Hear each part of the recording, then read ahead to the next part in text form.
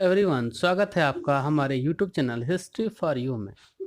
इसके पहले के अंक में हमने देखा था कि जैक द्वारा जारी किए गए मॉडल क्वेश्चन पेपर को हम किस तरह लिखें।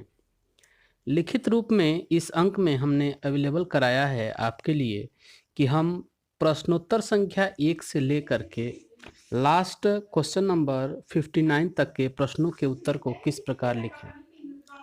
एक एक प्रश्नों के उत्तर को हल को हम पढ़ करके स्पष्ट करने में असमर्थ हैं और इतना लंबा वीडियो नहीं बना सकते, इसलिए हम झलकी के रूप में दिखाएंगे कि हर प्रश्न के उत्तर का मॉडल किस प्रकार का होगा। जैसे खंड अ यानी ग्रुप अ का जो पहला प्रश्न है कि भारत के किस भाग में हड़प्पा सभ्यता का विकास हुआ था, और उसका सही उत्तर विकल्प 4 है, पश्चिमोत्तर भारत। तो उत्तर में हम लिखेंगे प्रश्नोत्तर नंबर 1 और उस उत्तर को लिखेंगे 4 पश्चिमोत्तर। इसी तरह प्रश्नोत्तर नंबर 2, 3, 4, 5, 6, 7, 8, 9, 10, 11, 13, 14, 15, 16, 17, 18, 19, 20, 21 से लेकर के क्वेश्चन नंबर 30 तक जो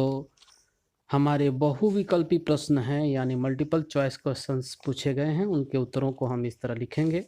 विकल्प बी में क्वेश्चन नंबर 31 से शुरू हो रहा है और उस क्वेश्चन नंबर को हम किस तरह लिखेंगे। जैसे क्वेश्चन रिक्त स्थानों की पूर्ति के रूप में है यानी फिल इन द ब्लैंक्स के रूप में, तो केवल उसी बात को लिखेंगे जिसको हमें इसमें भरना है। जैसे प्रश्नोत्तर नंबर 31 में जो प्रश्न है, हड़प्पा सभ्यता का सबसे बड़ा नगर है, तो वह नगर मोहनजोदड़ो है।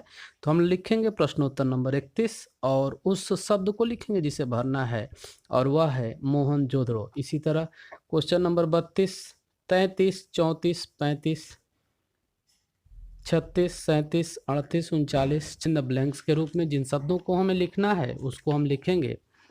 अब आते हैं खंड स में क्वेश्चन नंबर 41 पूछा गया है कि हड़प्पा सभ्यता किस काल की सभ्यता है और इसे प्रारंभ में सिंधु सभ्यता का नाम क्यों दिया गया।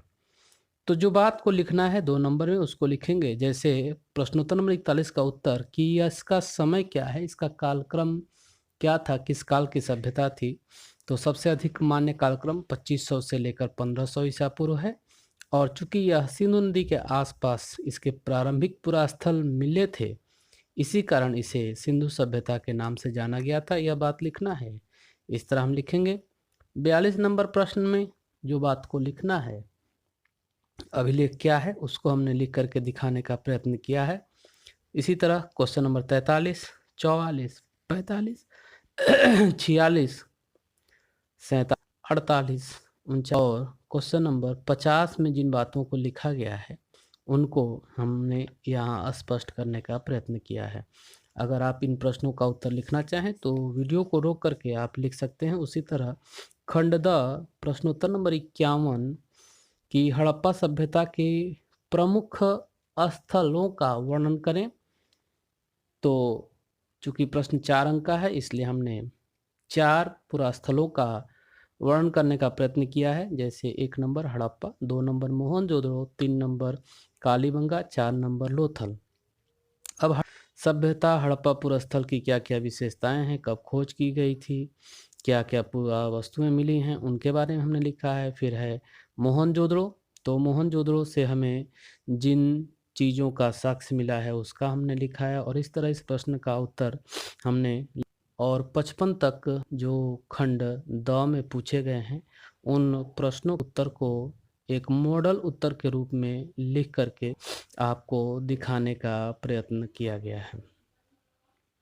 अब बात आती है खंड य की, जिसमें दीर्घ उत्तरी प्रश्न, यह 5 अंक का प्रश्न है।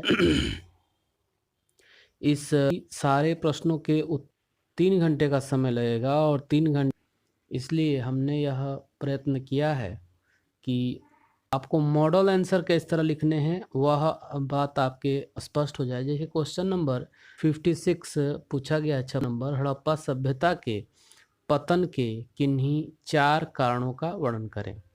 तो 4 कारण बाढ़, दूसरा जलवायु परिवर्तन, तीसरा बाह्य आक्रमण, चौथा महामारी। और बिंदुओं को के बारे में 4-4, 5-5 पंक्तियों में